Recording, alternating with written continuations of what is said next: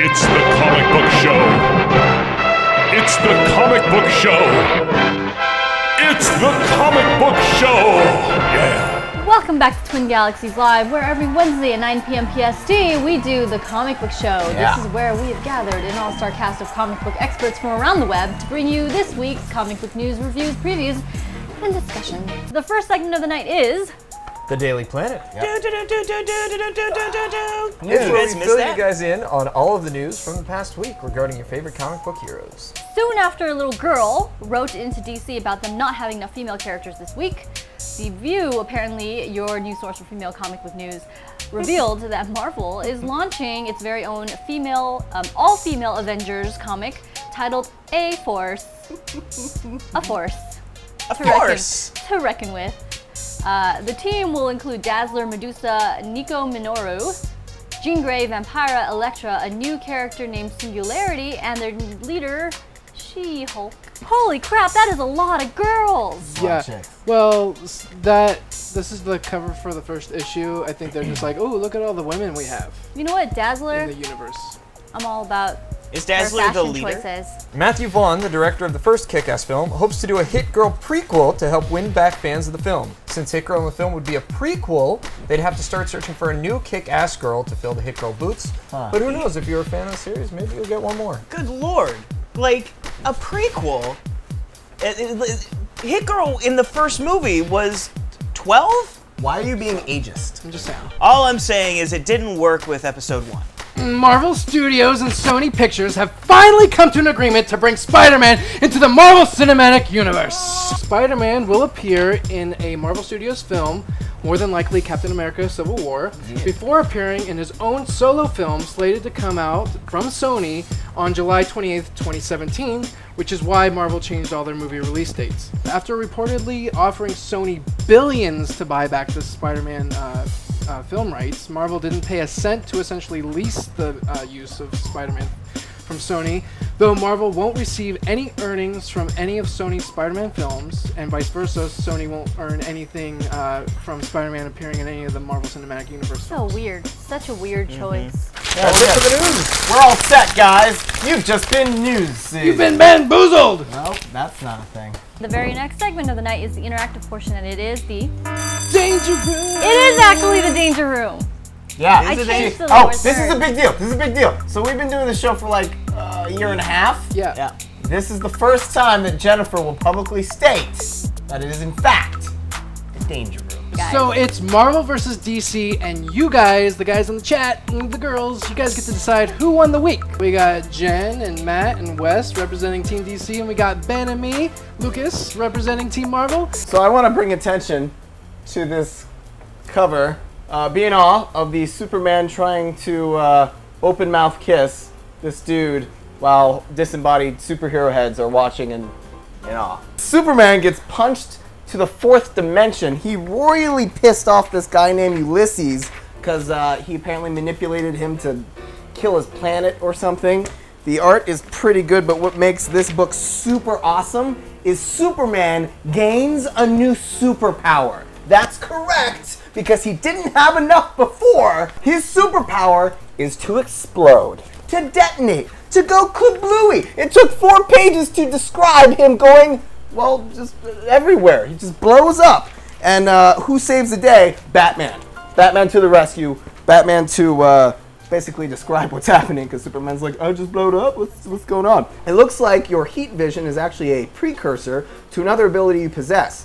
You unleashed the energy stored in every one of your cells and created a solar flare. So Superman exploded, and Batman described it. There's more to come, but it can't because of time. It's a genre media. And then it's awesome! Ant-Man #2. This is written by Nick Spencer and Raymond. The artist is Raymond Rasonas. So this book opens up with the villain Grizzly attacking Ant-Man, saying, hey, I'm getting you back for what you did to me during the Siege storyline.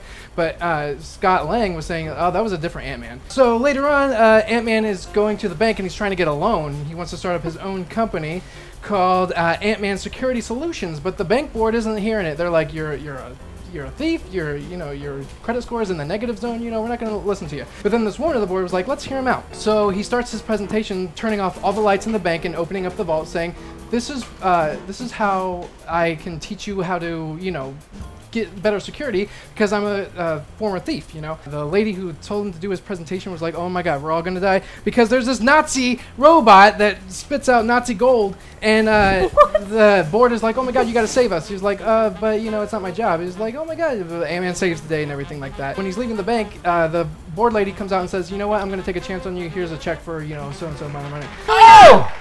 DC took it. Wait, are you sure? Yeah, we just exploded all over your.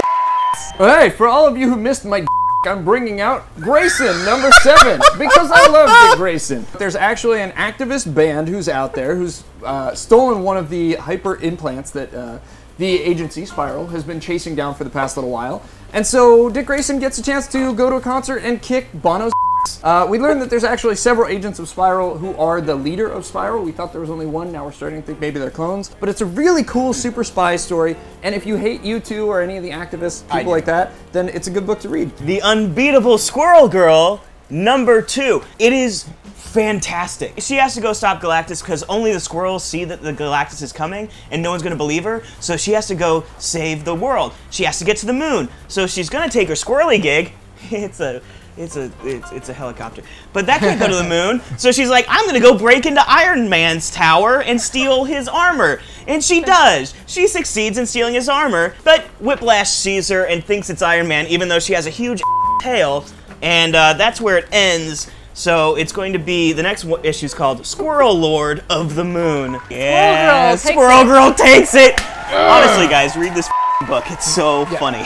DC presents The Flash, Season 0, number 5. It starts off with Flash fighting a villain who's made up of water, which is, you know, a thing that they deal with. And then in the first 5 pages, he just splashes him and he's like, I think we're going to need a high-tech bucket. Flash actually gets airborne at one point. He steals one of the gliders and fights them in a set of windmills because, you know, where else would you want to have a battle? And actually, Flash makes fun of it, saying this is the worst idea ever. And Felicity's like, I know, but this kind of works with Arrow all the time. Aren't you just as good as Ollie? And he's like, do you need me to call him? Really? Seriously? So he jumps up and he takes all of them out. He finds out that they're drones, but he's wondering, okay, wait a minute, who is it that's giving you a hard time? Well, it's revealed that it's a red-haired female.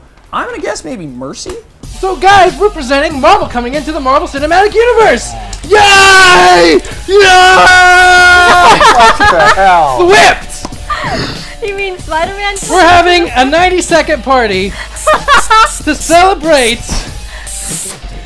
Wait, don't spray the comics.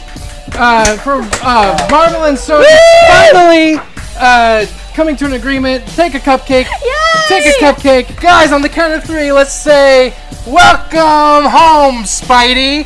1, 2, 3. Welcome home, Spidey! We've been bribed with sugar and a party and balloons, and sure enough, Marvel has taken it. Good job, Lucas. Good job, bud. You deserve it. It's the Infinity Gauntlet. Boom! This is where you guys give us suggestions on fictitious characters that we pit to the death. Let's do Spider-Man versus Aquaman. Tell us a little bit about Spider-Man. Spider-Man, Peter Parker is bitten by a radioactive spider, which gives him... Why are you looking at me like that? He's Spider-Man. He sticks to walls. Google him. Yeah. Aquaman. What about Aquaman? Aquaman is half human, half Atlantean. His name is Arthur. Born of the queen. He was born of the betrothed to the king. She wasn't technically queen at the time. But because he's used to living so deep underwater, he has incredibly dense skin that leaves him near invulnerable.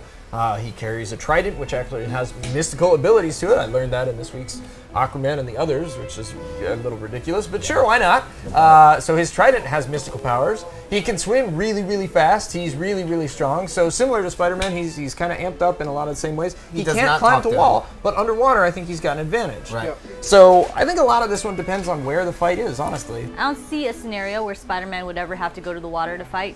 I mean, I'm He's sure in you the could... sewer a lot. What if he had to go to the Hudson? Let's put it somewhere like Detroit, where there's not a lot of water, but there's skyscrapers because Spider-Man needs his environment. They both get shot by gangsters. And we're done with Infinity Gauntlet. Guys, you've joined us for Twin Galaxies Live's The Comic Book Show. Please come back. We're here every Wednesday from 9 p.m. PST until 11 p.m. PST. Read comics, guys, and come back every Wednesday for The Comic Book Show. Woo!